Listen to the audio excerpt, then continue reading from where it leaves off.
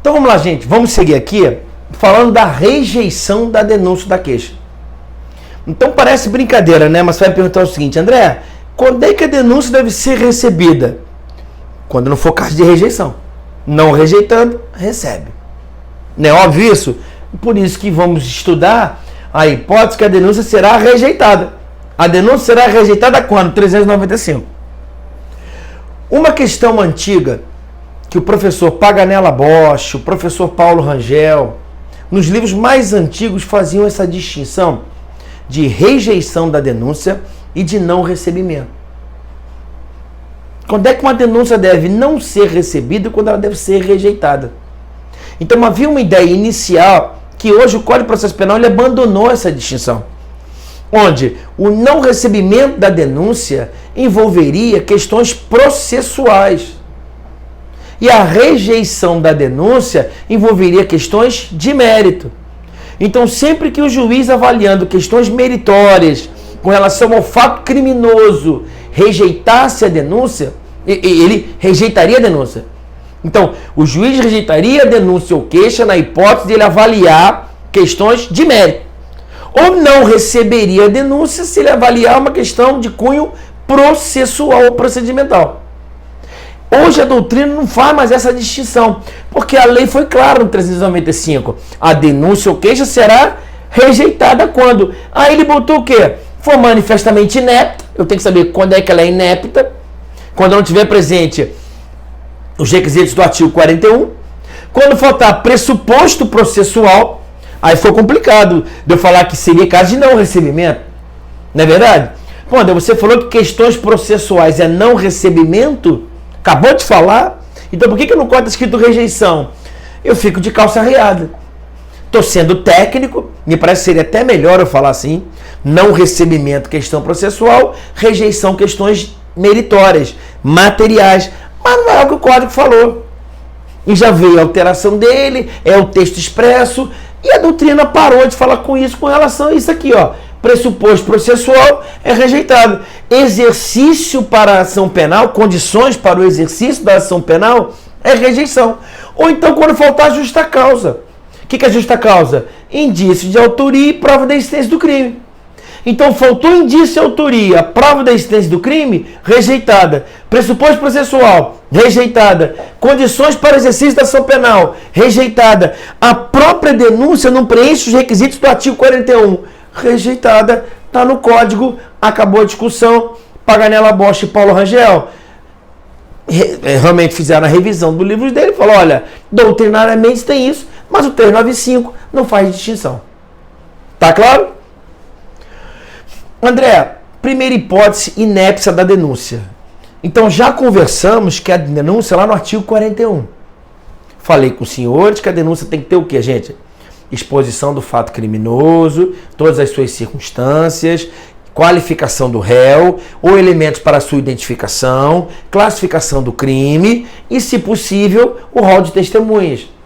Já falei, inclusive, a graduação de alguns crimes que são feitos não necessariamente sem testemunhas, e o crime de corrupção que só tem autor, não tem vítima. A vítima ela é vaga, não tem sujeito passivo determinado, que é toda a sociedade.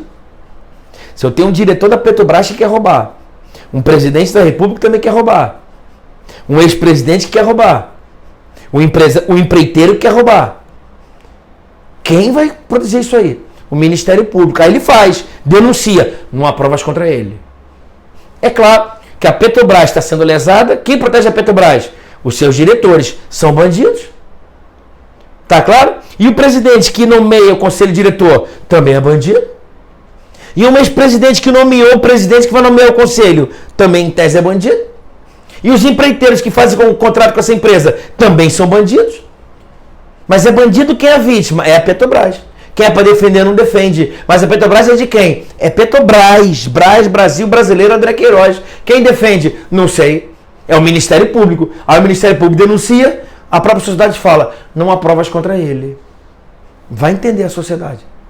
Tá claro? Dei meu recado, né? Agora, quando é que a denúncia é inepta? Olha, eu tenho inépcia formal e inépcia material. Então eu falei para vocês, a inépcia formal, ela não atende os requisitos obrigatórios do artigo 41. pode ser arguído até o momento da sentença. A inépcia formal, ela deve ser declarada até a sentença. Recurso ordinário em habeas corpus 98.091 do STJ. Olha, se a denúncia ela não atende aos requisitos formais, eu só posso alegar isso até a sentença. A contrário senso, eu não posso alegar isso em recurso. Sentenciou, houve preclusão. Pode ser arguído até a sentença. Em recurso, posso arguir a inépcia? Não, porque o juiz já avaliou isso. Houve a preclusão. Eventual nulidade fica sanada pela sentença do juiz. Inépcia da denúncia. E a inépcia material? A inépcia material, meu querido, é quando há ausência de justa causa. O que é justa causa? Indícios de autoria e prova da existência do crime. Lastro probatório mínimo para oferecimento da denúncia ou da queixa. Perdeu razão com a nova lei, já que não há mais diferença entre rejeição e não recebimento. Então não há mais que a gente ficar falando de inépcia formal e inépcia material. A única diferença que eu consigo vislumbrar é que a inépcia material pode ser arguída em recurso. Já vi decisões de tribunais onde o cara apela alegando que a denúncia foi formalmente inepta. Os juízes rejeitam. Rejeitam ou não? Não há provimento ao recurso nessa parte. Julgo improvido o recurso nesta parte de alegação que a denúncia é inepta. A não ser que a inépcia seja de ausência de justa causa. Claro, né? Indício de autoria e prova da existência do crime. Eu, em apelação, posso alegar que não houve crime? É óbvio. Mas em apelação, eu posso alegar que a denúncia não descreveu o fato criminoso com precisão? Não, porque eu tive oportunidade no curso do processo e até minhas alegações finais eu não falei e o juiz de sentença condenou. A não ser que haja não correlação, né? Aí ele vai aplicar emendaço libere ou mutasso libere. Mas de qualquer maneira, o que eu quero que você leve para a tua prova ou então para a tua vida? Entenda que existe a diferença entre não rejeição e não recebimento e rejeição. Besteira, porque o 395 está tudo igual. Entenda que a denúncia pode ser inepta. E essa inépcia pode falar do fato, aí eu posso alegar em apelação. Mas se não falar do fato, falar de questões formais, aí é só até a sentença, depois na apelação eu vou alegar outra coisa. Recurso ordinário em habeas corpus, 98.091 é um bom marco para você. Está claro? Tranquilo? Agora, André, quais são as condições da ação? Tu tá careca de saber, né? Partes legítimas, pedido juridicamente possível e interesse de agir. Aqui, galera, vamos entender algumas coisas. Legitimidade de partes, possibilidade jurídica do pedido e interesse de agir. Você que é advogado, se está me vendo como advogado ou está estudando processo civil, eu compreendo, até muito humildemente falo, que realmente o processo civil é muito mais desenvolvido tecnicamente ainda do que o processo penal. Eu me curvo aos processualistas civis. Até quando você pega livros, né, às vezes é um volume de processo penal, tem 6 volumes de processo civil. A questão não é essa, né? A questão é que, na verdade, o processo penal ele é norteado por outros princípios, como, por exemplo, busca da verdade real. O réu se defende dos fatos e não da causa de pedir. O juiz muitas vezes pode atuar de ofício, independentemente da provocação. Há uma presunção de não culpabilidade. Presunção essa que é relativa, vai se relativizando quando for ocorrendo condenações.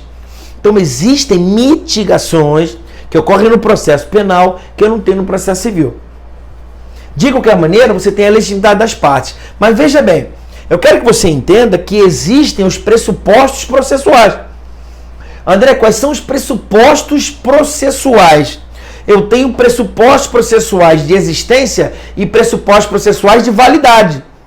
Pressuposto de existência da relação jurídico-processual e pressuposto de uma existência válida da relação jurídico-processual. Resumindo, André, o processo existe quando? Para que eu fale que um processo existiu, tem que ter o quê? Meu amigo, tem que ter primeiro uma demanda regularmente veiculada na peça acusatória. Tem que ter uma demanda. O que é demanda? Esse impulso inicial. O ato de impulsionar a jurisdição, que é inerte.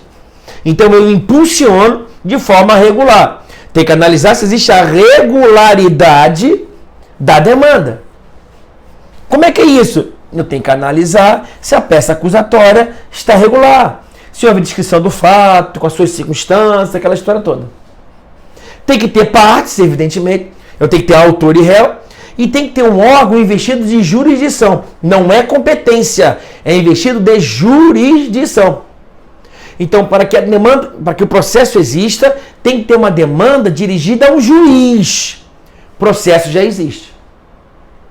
André, e se a demanda for dirigida por um juiz incompetente? Processo existe, só não vai ser válido. Por quê, André? Quando é que o processo ele é válido? Quais são os pressupostos processuais de validade? Olha, para que o processo exista de forma válida, essa demanda, além de ser uma demanda regularmente veiculada, tem que ser originária. Como assim? Demanda originária é que não há litispendência e coisa julgada. Ele não pode ser processado duas vezes pelo mesmo fato. Então, André, quando é que o processo existe? Quando há demanda regular. Tem que ter o quê? Parte. E o juiz tem que ter o quê? Jurisdição. Agora, André, para que essa demanda possa prosseguir validamente? Ela já existe, já sei. Mas quando é que ela vai existir de forma válida? Olha, só vai existir de forma válida quando a demanda for originária. O que é originariedade? Se você pegar o livro do professor Afrânio Silva Jardim, que eu falei na aula de ação penal, ele entende que a originariedade é a quinta condição da ação. Ele fala que como condições da ação é possibilidade, interesse, legitimidade, justa causa e originariedade.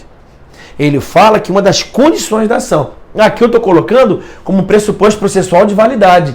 A relação jurídico-processual só é válida se eu tiver uma demanda originária. Que é isso? Fato criminoso, demanda inicial, única por aquele crime. O que mais? As partes têm que ser evidentemente capazes, não é isso? Tem que ter capacidade das partes devidamente representadas, bem como inexistência de vícios. Não pode haver existência de vícios, como por exemplo, incompatibilidades, impedimentos, suspeição. Inclusive o impedimento é causa de inexistência do processo. Tem autor que sustenta que se o juiz for impedido, é só você lembrar, suspeição, S, critérios subjetivos, artigo 254. Suspeição S, subjetivo, artigo 254. Impedimento não tem O, mas é objetivo, gera inexistência da relação jurídico-processual. Me ajuda, André? Me dá uma ajuda aqui, olha lá, ó. Que é bom aqui, ó. Vamos lá no 254, ó. 254 aqui, ó. 252, perdão. Olha aí, ó. O juiz não poderá exercer jurisdição. Que hipóteses são essas? Hipóteses objetivas. Tiver funcionado seu cônjuge, parente consanguíneo, papapá, ele próprio tiver desempenhado a qualidade de testemunha, ele tiver funcionado como juiz em outra instância, ele próprio, o seu cônjuge, em linha reta, né? Faz diretamente interessado no feito, e são impedimentos de ordem objetiva. Aí ele fala, não poderá exercer jurisdição. Se não há jurisdição, o processo sequer existe. É verdade, se não pode exercer a jurisdição, e você está me dizendo aqui que órgão investido de jurisdição é pressuposto de existência, juiz impedido, o processo nem existe. E o 254, S, o juiz dar-se-á por suspeito. Ah, então o juiz vai se dar por suspeito se ele está alegando que ele é suspeito, ou então as partes estão pedindo, né? Qualquer das partes, existe processo. Que hipóteses? S, subjetivo, amigo íntimo, inimigo capital, ele tiver respondido a processo que haja controvérsia, ele, seu cônjuge e tal. O que importa são aspectos subjetivos. Estiver aconselhando uma das partes, for credor ou devedor, for sócio de uma empresa interessada no processo, tem um processo que ele está respondendo que pode gerar precedente. Pô, se eu julgar assim, posso fazer jurisprudência. Aí eu me dou bem naquele processo. É suspeito o juízo. Tá claro? Por isso que você vê, por exemplo, não gosto de citar nomes, Supremo Tribunal Federal está julgando processos, o determinado ministro dando liminar para soltar pessoas, sendo que ele foi padrinho de casamento da filha do cara. Se isso aqui não é suspeição, eu não sei o que é. Sem citar nomes, é Rio de Janeiro, é ônibus, dono de ônibus tem nome de animal que a gente não gosta, que é meio sujo, não é isso? Você tem alimento doce, o que vem logo em doce? Não é isso? E que não é caro. Se uma coisa não é cara, a coisa é o quê, hein? Oposto de cara, não é isso? E chega no Supremo, o cara tá preso, o ministro lá, sem citar nomes, né? Laxativo, manda soltar. Mas ele pode mandar soltar? Posso, eu não sou suspeito. Mas você foi padrinho de casamento da filha dele. Eu não fui, quem foi minha esposa. Eu fui com ela. Ela foi, amiga mesmo é ela. Eu só sou marido, só tô pegando a madrinha. Eu sou padrinho por acaso, não tenho nenhuma relação íntima com ele. É ela que tem relação íntima. Eu só tô pegando a madrinha. Parece brincadeira. Eu tô falando pra você, é meio triste isso, né? Aí você vê um Brasil assim, o cara mandando soltar. Como se não bastasse, não mandou soltar uma vez. Mandou soltar 3 vezes a mesma pessoa. Fala baixinho. Até porque dá processo, né? Tá claro? Então já sei que existem os pressupostos processuais de existência e pressuposto processual de validade. Andrei, o que é justa causa? Aqui queria fazer um comentáriozinho com vocês antes do intervalo, tem 16 minutos saindo. Deu pra perceber que bloco não passa de meia hora, né? Porque te cansa. Dá pra dar um intervalinho, tu vai lá dar uma volta. Eu também descanso, né? Dá uma andada, para um pouquinho e volta, né? Justa causa, André. O que é a justa causa? Justa causa, cara, é o lastro probatório mínimo, tá? E eu gosto de falar essa palavra, de plausibilidade. Não gosto muito de usar isso, tô brincando com você. Não gosto de falar de uma coisa plausível, né? Do ius puniendi. Existe uma plausibilidade do direito de punir do Estado? Sim. Porque na justa causa são indícios de autoria e prova da existência do crime. Indícios. Lastro probatório mínimo. E aqui começa o seguinte. Você já ouviu falar comigo, nós já conversamos sobre isso, do princípio do indúbio pro réu. Não é isso? O princípio do indúbio pro réu é uma decorrência do princípio da não culpabilidade. Presunção de não culpabilidade. Ou para alguns, presunção de inocência. Não gosto da presunção de inocência, porque a Constituição não fala isso.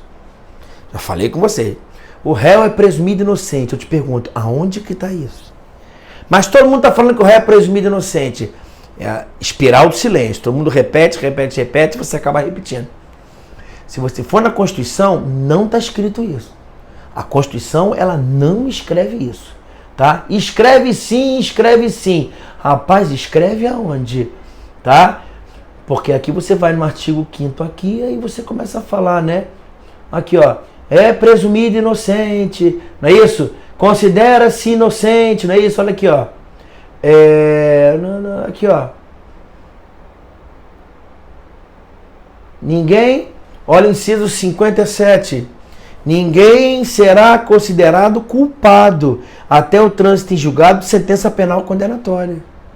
Ninguém será considerado culpado. Em nenhum momento aqui a Constituição falou que ele deve ser presumido inocente. Onde que ela falou isso? Não, André, se a Constituição falou que ele não é culpado, significa dizer que ele é inocente. De onde é que você está tirando isso? De texto expresso não dá. É você que está fazendo esse silogismo. A Constituição é expressa que todo mundo é inocente até o trânsito em julgado. Quem te falou isso? Não é considerado culpado. Por isso que eu falo da presunção de não culpa. O que é isso? É tratamento de neutralidade. Eu também não vou considerar culpado, mas também não vou considerar inocente. Tá claro? É o chamado batom na cueca. Tá com batom na cueca, só vou dizer que você é traidor depois do trânsito em julgado. Mas não significa dizer que você, antes do trânsito em julgado, é um cara fiel. É só se você é mulher ou homem, você está pensando assim comigo. Caramba, André, se realmente meu marido está com batom na cueca, eu não posso falar que ele é culpado, porque eu tenho que proceder às averiguações adequadas. Vou falar com todas as minhas amigas. Enquanto não falar com todas as minhas amigas, ele não é culpado, não. Mas também não é inocente. Vou tratá-lo como? Com neutralidade. Meu amorzinho, comida quente não mais. Você come na rua agora. Até quando, meu amor? Até o dia que eu souber se você é inocente ou culpado.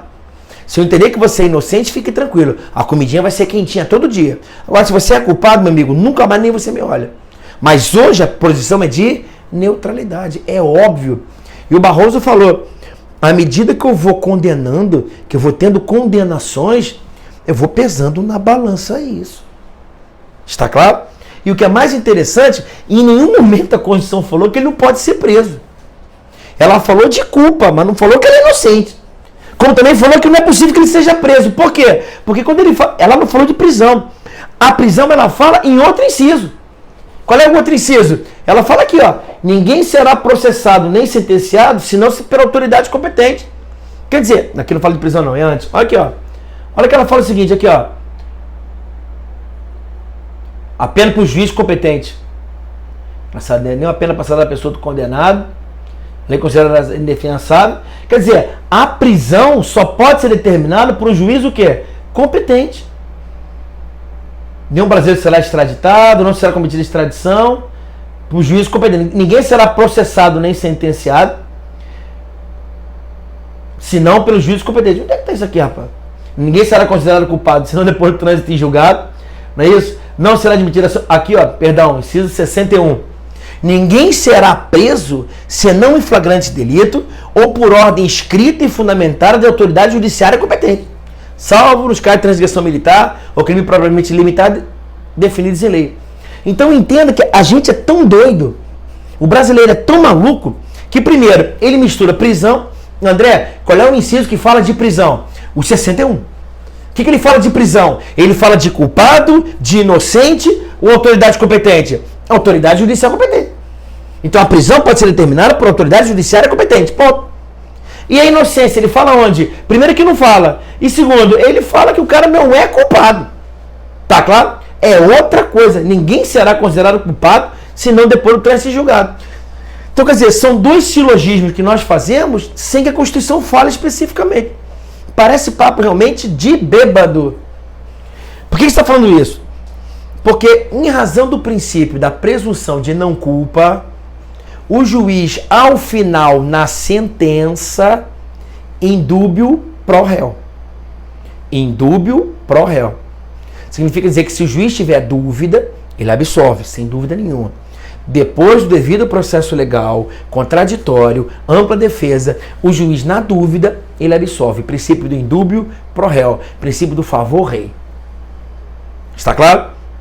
Existem autores, na minha forma de ver, equivocadamente, que sustentam que, como para oferecer denúncia o laço probatório é mínimo, como para oferecer denúncia basta indícios de autoria, vigoraria o princípio do indúbio pro societatis. Na sentença, que é no final do processo, indúbio pro réu. Porém, ao oferecer denúncia, o princípio do indúbio pro societatis. Indúbio pro sociedade. Então tem autor que sustenta isso. Esse princípio ele é rechaçado por a melhor parte da doutrina. Por quê? Porque o promotor não oferece na dúvida. O promotor oferece na certeza. Certeza que houve crime. E certeza que há indícios da autoria dele. Vocês estão me entendendo? Prova oral é bom para você falar isso. Ou então você chegar numa audiência e falar isso. Excelência, o juiz, ao condenar, só condena se tiver certeza. Não é isso? Sentença é juízo de certeza. Indúbio pro réu. Na dúvida, absolve. Aí o examinador vai falar, e na denúncia? Na denúncia não vigora nenhum tipo de princípio do indúbio, nem pro réu, nem pro sociedade. Por que, doutor? Porque a lei fala que justa causa são indícios de autoria e prova da existência do crime. Então o promotor, quando ele oferece denúncia, ele tem certeza. Ele tem convicção de quê? Convicção de que houve crime, que é a prova da existência do crime. E que mais? Ele tem certeza de que há fortes indícios que ele é o autor do crime. E o devido processo legal, ele vai demonstrar isso em juízo. Você também pode falar, eu acho que não vai cair mal na prova, que existem autores que sustentam o princípio do indúbio pro societatis. Na dúvida, denuncia. Por que na dúvida denuncia? Porque ele vai ter todo o processo para provar a sua inocência. Tá claro? Isso não é muito legal, gente, porque na verdade esse princípio, ele está dizendo que eu vivo num estado autoritário. Na dúvida, denuncia o cara. Na dúvida, ofende a sua dignidade. O processo penal, à luz do garantismo penal, o processo em si é um estigma para a dignidade. Então não posso, na dúvida, oferecer denúncia. Beleza? Ficou bacana isso aí, né?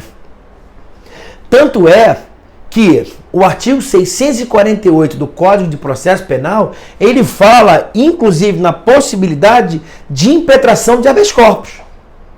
André, se por acaso o promotor oferecer denúncia sem ter justa causa, o que você faz? Aqui, ó.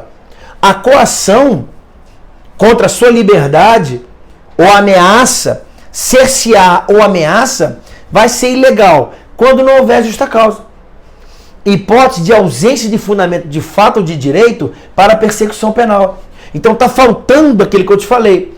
Prova demonstrando o fundamento de fato de direito, o cometimento do crime. Então quer dizer, na verdade, o habeas corpus pode ser utilizado para trancar uma ação penal. Eu lembro que no livro do Paulo Rangel Antigo, ele não gostava dessa definição, porque ele falava que processos não eram portas para ser trancadas. Porém, o Supremo vem se utilizando disso. Eu sei que o promotor ele tem o lastro probatório, ele tem opinio delicti, ele tem independência funcional. Eu sei que o juiz tem independência funcional, não é isso? Eu sei que os dois têm independência funcional estabelecida na Constituição. Porém, se eu entender que não há justa causa, que há uma ilegalidade, eles estão me coagindo, há uma coação ilegal, há um abuso de poder, então é cabível o habeas corpus na hipótese de ausência de justa causa. Tranquilo? Trancamento da ação penal. Rejeição parcial total da denúncia ou queixa faz coisa julgada formal. Aqui o que é importante você entender que essa denúncia ou queixa ela pode ser rejeitada. E havendo rejeição total ou parcial, a parte pode se insurgir. E é o que nós vamos comentar no próximo bloco.